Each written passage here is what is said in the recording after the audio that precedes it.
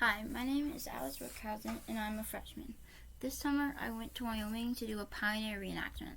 I went with about 180 other kids ages 12 through 18.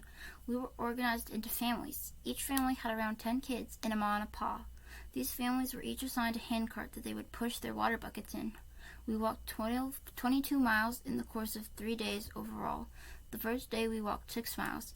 We would walk 3 miles one way and then turn slightly in a half circle to walk 3 miles back to camp. The terrain that day was mostly flat, so it was easier than the other days, but it was still a struggle to push the cart up even small hills. It took a lot of effort and teamwork in order to push the handcart. The people pulling up front had to communicate with the people pushing from the back so they didn't trip over uneven terrain. When pushing from the back, potholes and dips in the ground came out unexpectedly. We also had to find a pace that was fast enough without being too demanding. Something that really surprised me on the first day were the tokens. For each water bottle we drank, we got 1 token. These tokens could then be used to buy things like small snacks and candy in camp.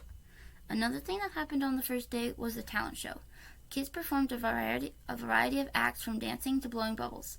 My favorite act was 2 boys dressed as ballerinas.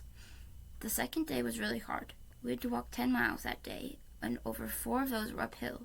After about 4 hours, we could see our main destination where the buses would take us back to camp from. But we still had miles left to go. Originally, I didn't really want to go because I was worried about the heat, but I am really thankful that I did. Even though it was hard, it ended up being a great experience. It was really cool to be able to see some of the challenges that pioneers faced.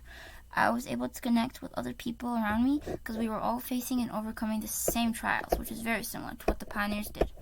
I had a chance to see how miserable they were, but it also helped me to learn to find the good in things. I loved being able to walk around a bend, and one of the guides would tell us about specific spots.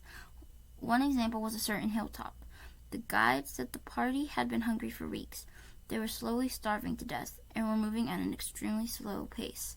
When they turned the corner, they could see rescue wagons on the top of the hill that were sure to bring them food, water, and other supplies. I really enjoyed the story because I can just imagine the overwhelming happiness that I would have felt at that time. One of my favorite parts of trekking was the river crossing. That was what brought overwhelming happiness for me. We were told to think about the sacrifices the pioneers made and the hope they had in finding a better life as we crossed. Right before we crossed, we were told one of the stories. 4 young men, all around 17, stood in the then icy water for hours, helping all of the people across in their party. They had hoped that their journey would lead to the group to a better life and were willing to sacrifice their own lives to do so.